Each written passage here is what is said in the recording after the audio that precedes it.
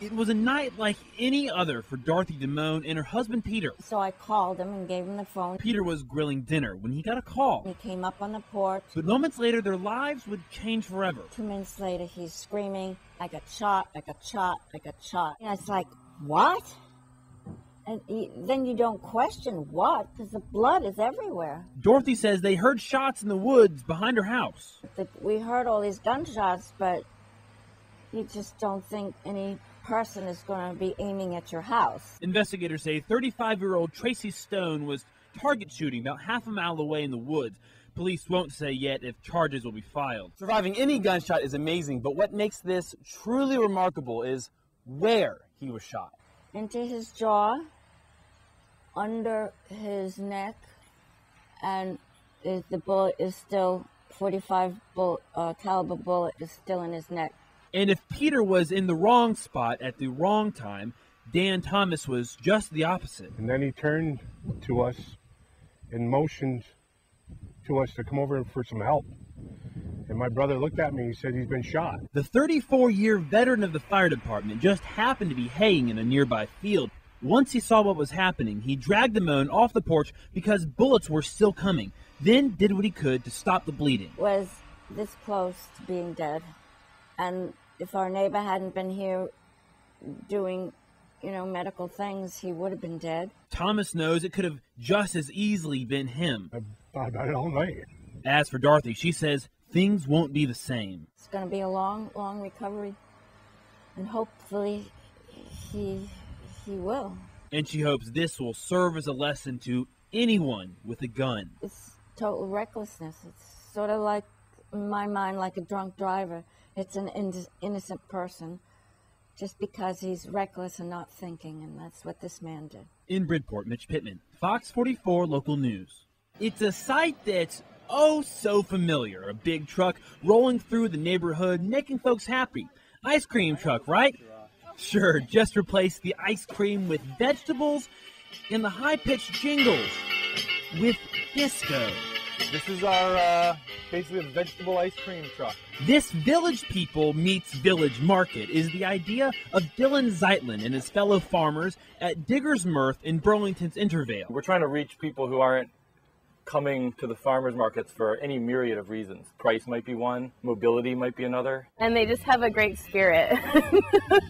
Come on, right? Andrea Todd says she's thankful for the Vegemobile, bringing this service to the Old North End. These guys give people an opportunity to get access to that food, and it's organic and really good. But Digger's Mirth is selling more than vegetables. Cucumbers, green beans! They're selling the idea of eating healthy and local. You want a free tomato? And people are buying. It's really great because you can bring the kids out and you can get them a tomato instead of an ice cream. They're soft, and you take this and you can kind of pinch it, and the beans just pop out. Edamame out of a renovated postal truck could be enough, but then there's the music. Sounded like a party coming down the street. We hear the music and we come out. I love that the music is the sign that they're on their way. But disco. And people who don't even know what we are, they start dancing on the side of the street, give them the thumbs up. They just, the music is fun. They've only been at it 5 weeks, but already it's growing like a weed, or a cucumber. It's like we could do this every evening of the week. And while the disco might bring people out of their houses, it's the convenience that brings them back. No excuses. We'll go up to your doorstep. And to anyone who says disco is dead, it might just be taking root again in Burlington's North End. You can't help but like it. Is there such thing as a happy chicken? You have to ask them. If there is, They sound pretty happy to me. you'd probably find it at Jericho Settlers Farm in Vermont. Out scratching around, catching bugs, eating grass, and producing a very nutritious egg. And that's what these girls are all doing. That's also where you'll find Mark Fashing. He's a chicken expert, if you will. And there's some more on the other side. With a flock of 1,600 ladies, they make a lot of eggs. Close to 100 dozen a day, be my guess. And with that comes a lot of responsibility in keeping them clean. But cleanliness is the biggest thing, If you keep your nest boxes clean. You're collecting clean egg from the nest box. You cool it off right away. Or, after we wash them, we put them in our egg containers. In the wake of what officials are calling one of the largest egg recalls in recent years, Fashing says, I don't think you need to be worried if you're buying the eggs from local folks because the eggs, I think, are generally intended to be fresher. The birds are going to be outdoors, which is healthier for them. I think you get a better product with your egg.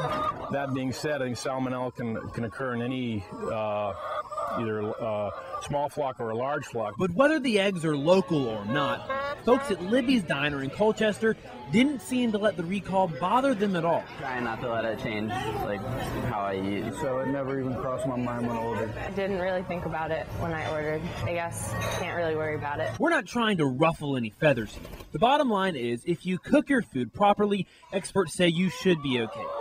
But if you listen to Fashing, the friendlier the environment, the better. You're taking chances with eggs, in my opinion, from a mega farm than you are from a small farm or a backyard farm. And that could keep you and the chickens very happy. In Jericho Center, Mitch Pittman, Fox 44 Local News.